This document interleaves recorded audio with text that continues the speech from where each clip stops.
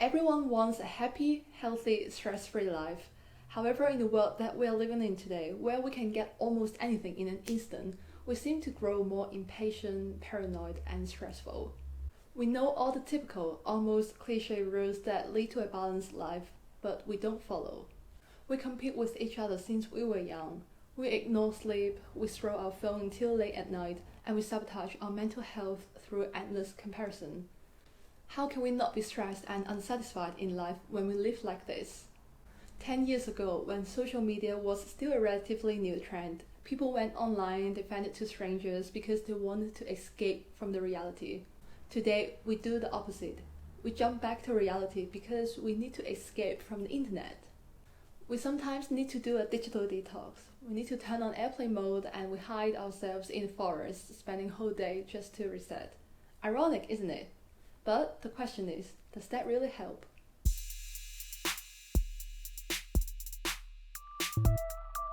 Hey guys, this is Venus. No matter what you went through last year, it is time to start fresh.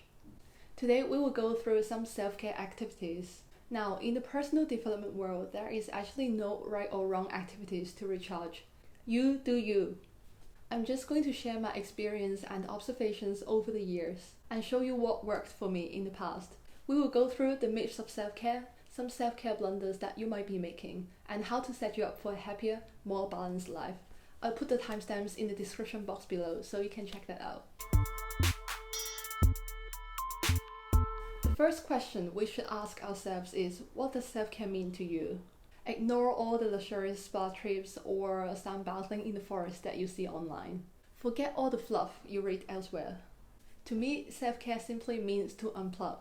It means to engage in activities that get me in the flow state, and I live in the moment instead of living inside my head, letting my worries or stress rule over me. Things that make my soul happy. To give you some examples, my go-to self-care activities include journaling, boxing, rewatching or rereading Harry Potter series. When I do these things, I usually lose track of time. Well, except for the fact that I need to check the timer when I'm doing circuit training because I just can't bear for another second. Anyway, my point is I usually get quite absorbed in these kind of activities. I usually know more about myself, I do some self-reflection, I get more creative and my mind wanders when I do these kind of activities. After that, I usually feel recharged, pumped and content. I dare say this feeling is quite rare. Nowadays, we are so used to instant gratification and we don't appreciate the little things in life. If you haven't found your go-to self-care activities, these might be some good indicators. So I just mentioned self-care means unplugging for me. Why is this so important? Most people live their lives without intention. They are on a rat race, they chase after things they don't really care about. They are stressed, distracted and unsatisfied in life. Only if we take a step backward and we look at life from the bigger picture, we will be able to figure out what we really want in life. We were told from a young age to follow the social life script.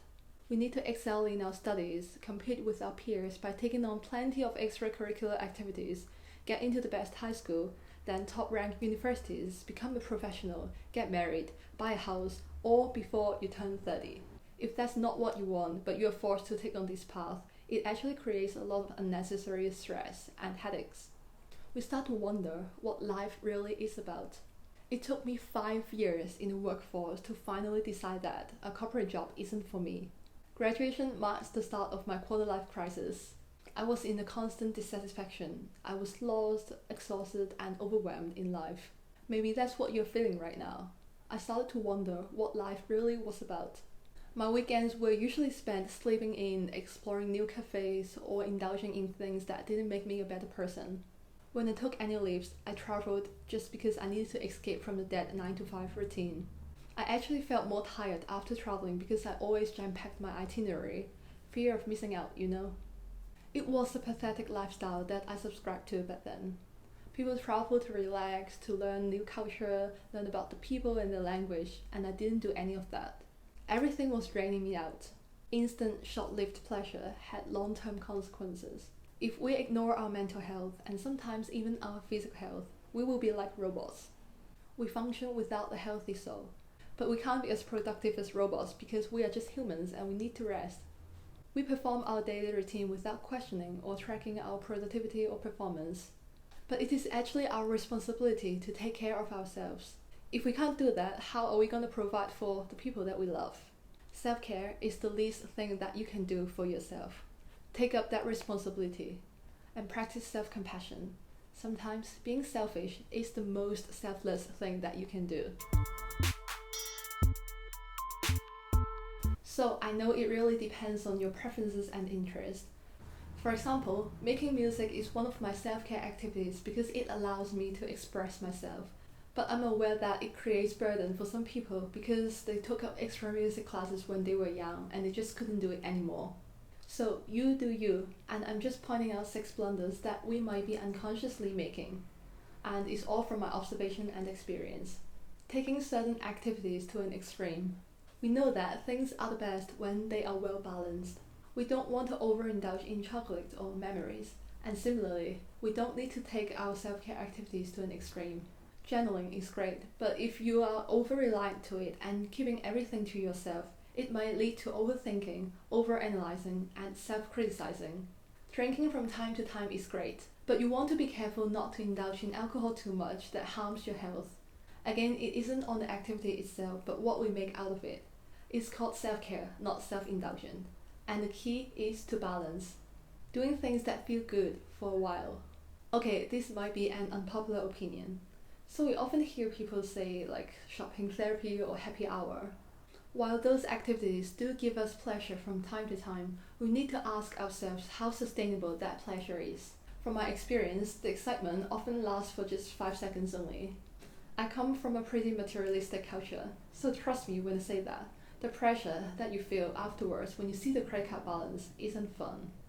Consumerism is not self-care, and there are more sustainable ways to make ourselves feel good. And guess what? It often involves creation, not consumption. Cooking over going to fancy restaurants, writing over Netflix, or trying out a new sport over snacking. I often find creation soothing. Sometimes it's like a form of creative therapy. The content feeling lasts longer than buying another pair of shoes. But of course, you do you. These are just suggestions after all. And here's a quote from a book that I'm reading recently. Most things that bring genuine happiness are not just temporary, immediate gratifications, and those things also come with resistance and require sacrifice. Following experts' advice. Self-care is personal, and we all have our own preferences. You don't need to join that meditation program if that's not your cup of tea. Just like some people who can't function without a solid 8 hours of sleep, but some just need 5. You do you. There is no rule. You don't need to set aside 30 minutes before bed to engage in your chosen self-care activity. Just whenever you feel like it. There is no rule. Sometimes when it gets overwhelming, I immediately close my eyes and take 5 deep breaths. I found out that it's the quickest way to calm my nerves. Sometimes I meditate before I sleep, and sometimes I don't. I use the app Headspace, by the way, and it's not sponsored. There is no fixed time and place for your self-care activity. And for some people, it ruins the fun when self-care becomes a chore. Self-care is spiritual.